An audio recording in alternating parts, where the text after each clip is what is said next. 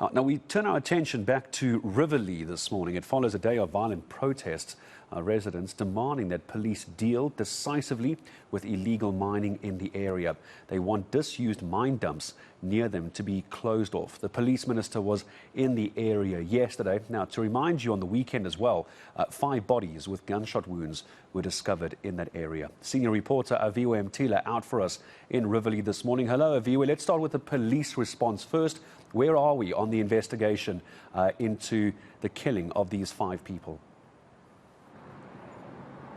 Gareth, before we go there, I just want to take you to a scene moments ago. You won't believe it. The very zamas that are said to be terrorizing this community have actually just run across the street heading to the zama informal settlements. This is after the promise, of course, of a TRT team that was to be deployed right after the minister was here, as well as Amaperete, and then within 24 hours, a stronger contingency would be deployed. But it seems like they haven't done anything to stop them from actually continuing with the mining. But, well, in fact, let me actually find out what's been happening on the ground from one of the community activists here, Ishmael van Beek. Ishmael, thank you for joining us at eNCA. You were part of the delegation speaking to the police minister yesterday. You heard those promises of a TRT as well as Amaperete. What has happened? Good morning and thank you for this opportunity. So, as you've just mentioned, yesterday the minister came out and promised us again that there will be a strong contingency of police, Amaperete, as you've just mentioned, but nothing has happened. I also want to conclude into another fact here. Another person has been killed in our community last night.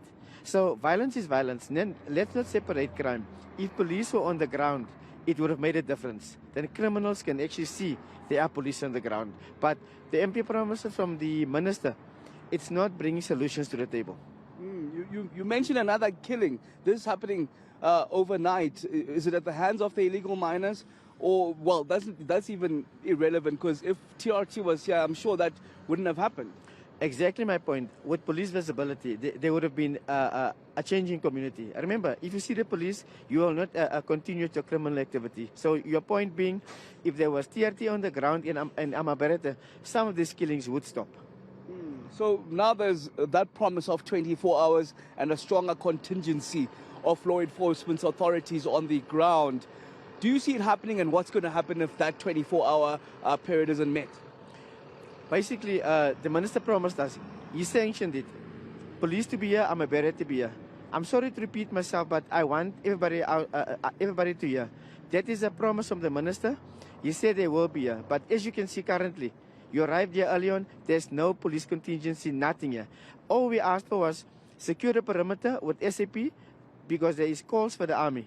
So let SAP visibility be in our communities and in every other community. But it's not happening. What's happening with the illegal miners? We just saw some, which you pointed out yourself, that they're still continuing. Just tell us what's been happening in that front. Miners are going to continue.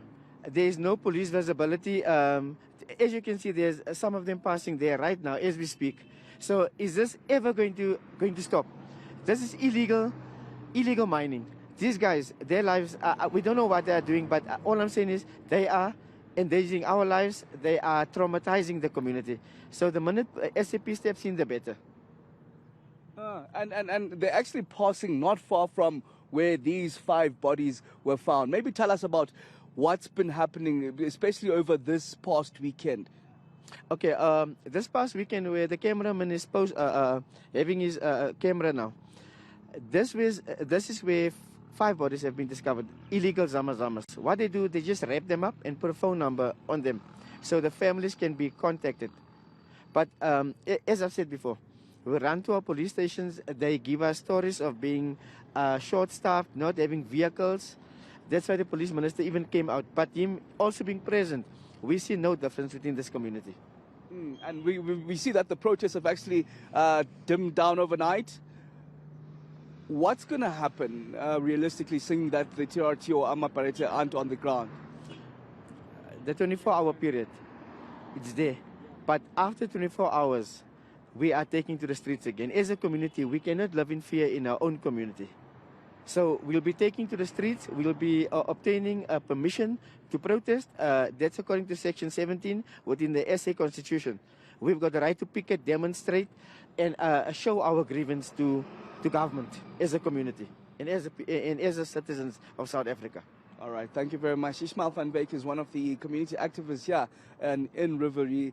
Gareth, you saw it for yourself. Yeah. The very zamas that are a problem and have been terrorizing the community here while they continue with their turf wars are still out. They're still continuing with their mining after that promise of a TRT enforcement as well as amaperete enforcement on the ground to stop those very activities and them terrorizing the community here. So the promise has been 24 hours with a heavier law enforcement deployment, and the promise from the community side is that if that doesn't happen, they're taking back to the streets.